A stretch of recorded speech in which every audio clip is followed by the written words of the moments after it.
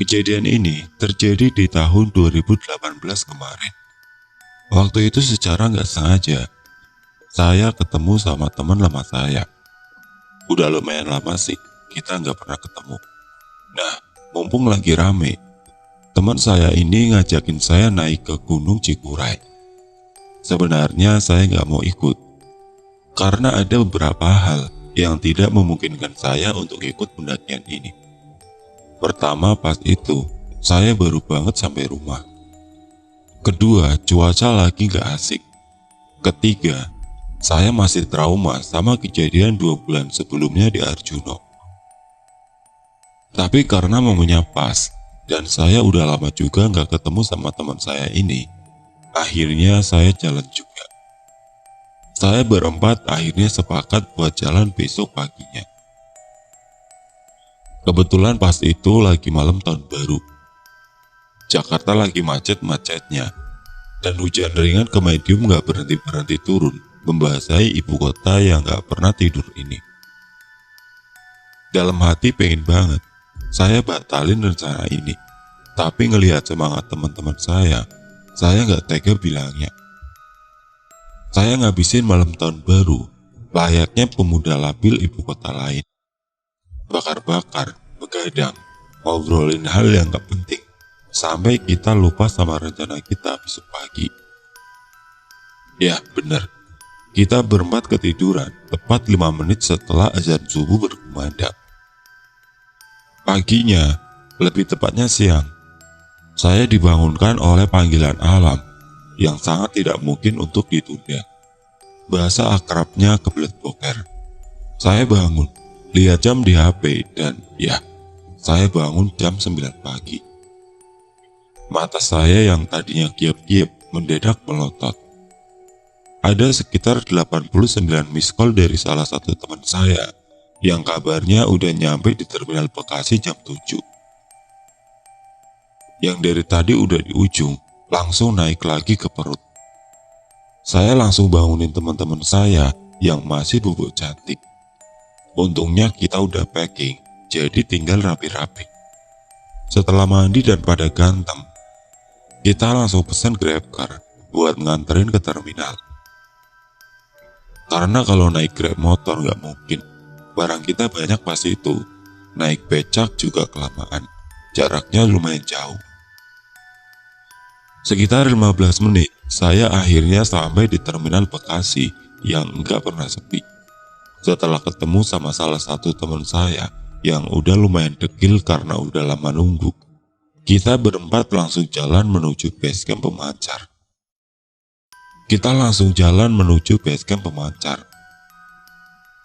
Sekitar 5 jam perjalanan bis, akhirnya kita sampai di terminal Garut. Kita langsung charter mobil bak buat nganter kita ke basecamp pemancar yang jaraknya lumayan jauh dari terminal. Kalau nggak salah waktu itu, kita berempat patungan 25.000 per anak buat sewa.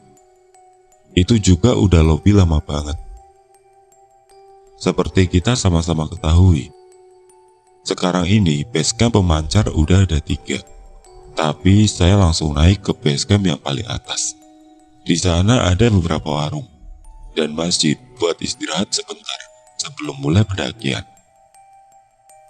Lumayan ramai pasti itu di basecamp, tapi semuanya udah mau turun.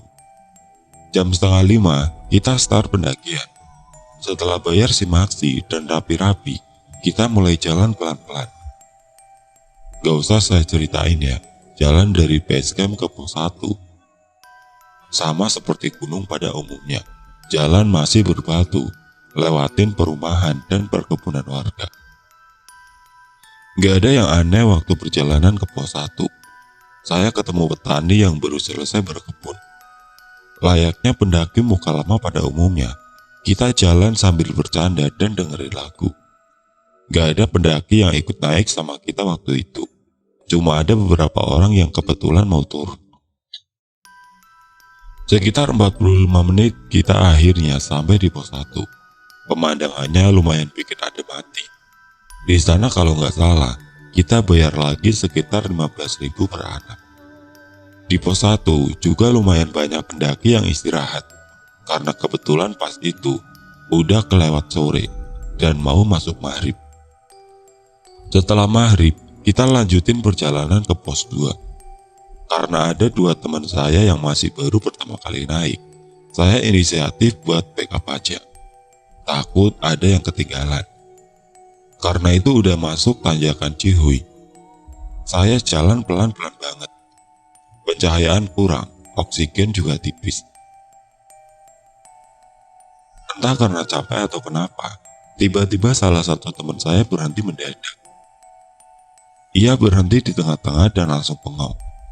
Saya langsung ajak dia buat rehat sebentar. Takut dia tambah drop. Karena udah lewat jam makan sore, saya ngajak semua buat makan dulu. Setelah badan lumayan keisi, selepas isya kita lanjutin perjalanan ke pos 2 yang masih lumayan jauh. Pas saya angkat carrier, tiba-tiba kepala saya kemeng banget. Kuping juga penging, kayak habis diteriakin kencang dari segala arah. Kepala saya muter di situ, tapi saya tahan. Saya tetap lanjut. Setelah kurang lebih 4 jam perjalanan, kita sampai di pos 2. Emang pos 2 Cikuray ini enggak terlalu kelihatan, dan tiba-tiba kita udah nyampe di pos 3.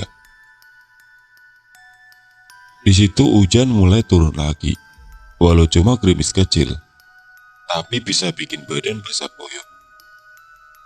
Di pos 3 ada 2 tenda yang berdiri. Saya ngajak teman saya buat istirahat sambil pakai jas hujan, karena hujan gak berhenti-berhenti juga dari tadi. Tadinya teman saya mau diriin tenda di situ, tapi karena gak dapat tempat, akhirnya kita putusin buat lanjut ke pos 4. Jalan lumayan terjal ke pos 4, ditambah hujan yang makin gila, bikin kaki lumayan oglek, dan badan jadi retak. Kita beberapa kali istirahat, sebelum akhirnya sampai juga di pos 4 dengan selamat. Di sana cuma ada 1 tenda aja yang berdiri. Kita langsung bagi-bagi tugas. 2 orang diriin tenda, kita bawa 2 tenda. 2 orang lagi payungin sambil nerangin. Setelah jadi, kita langsung masuk ke tenda buat istirahat. Perjalanan tadi lumayan ngabisin tenaga.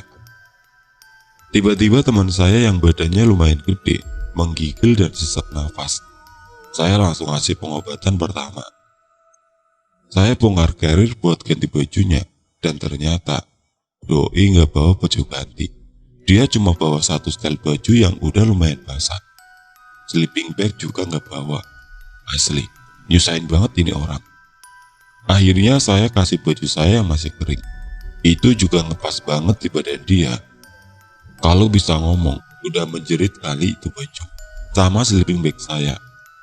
Saya langsung masakin dia air jahe biar dia nggak hipo. Teman saya ngajak ngobrol dia biar nggak tidur sampai badannya normal. Teman saya yang di tenda sebelah akhirnya pindah ke tenda saya. Jadi 1 tenda buat kita tidur, 1-nya lagi buat naruh barang. Kebetulan tenda saya lumayan gede, kapasitas 5 orang. Setelah mastiin kalau teman saya udah nggak apa-apa, saya suruh dia buat langsung tidur. Saya sama teman saya bertiga masih ngopi sambil ngobrol-ngobrol nikmatin dinginnya Gunung Cikuray. Jam 12 lebih, tiba-tiba saya ngerasa perut saya nggak beres. Saya ajaklah teman saya salah satu buat nemenin, tapi nggak ada yang mau. Alasannya, sakit kakinya lah, kedinginan lah. Emang dasar babi anak 2 ini. Bilang aja nggak ada yang peduli sama saya. Karena perut saya udah meronta-ronta, akhirnya saya jalan sendiri ke semak-semak. Suasana malam itu gelap banget. Ya namanya malam, di hutan, pencahayaan dari mana? Saya jalan menyusuri semak, menembus gelap dan kabut. Setelah dapat tempat yang enak, saya nabung di sana. Tiba-tiba, saya dengar suara kayak raungan tepat di kuping saya. Lumayan jelas saya dengarnya. Awalnya saya pikir monyet, tapi monyet dari mana yang suaranya kayak gitu? Macan. Masa iya macan? Babi. Iya kali babi bisa ngeraung. Lama saya cerna suara itu, sampai saya dengar suara itu lagi. Kali ini lumayan jauh suaranya. Saya ngerasa suara itu berasal dari jurang di samping saya. Pas setelah suara itu hilang, kabut naik lumayan tebel, berbarengan dengan angin yang mulai menusuk kulit. Gak berapa lama, senter saya mati. Ya, mati total. Saya mengutuk dalam hati. Sial, mau boker aja, masih diisengin.